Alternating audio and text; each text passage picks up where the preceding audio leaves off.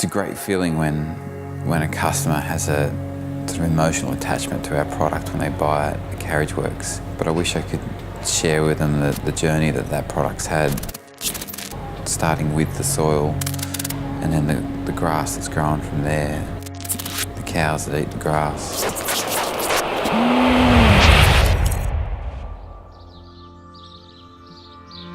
The family's been here now since 1854 on the same piece of land.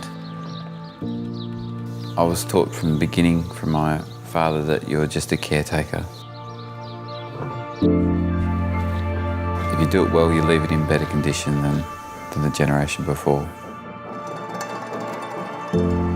We're making some big changes, I guess, with my generation and starting to learn about regenerative farming techniques.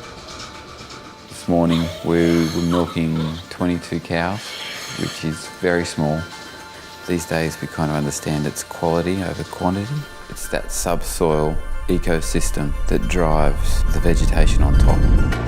We're trying to grow natural pastures at a natural pace. No water-soluble chemicals are put on our property. The grass might be a little bit shorter, but it's full of nutrients and minerals. And then the cow gets to eat that and looks healthy and feels healthy about herself. We're hoping that we can take that quality grass all the way through to produce clean milk, but also has a great flavour to it. And then over time, as we develop our hard cheeses, that will really accentuate that flavour. And so it's going to make something that is the Pines. The idea was to control the process all the way from the paddock to the consumer. We wanted the same respect shown for every process along the way, so that the result was a product that also had respect. It will be distinctive, and I like that. I wish I could accelerate that process, but like all good things, it just takes time.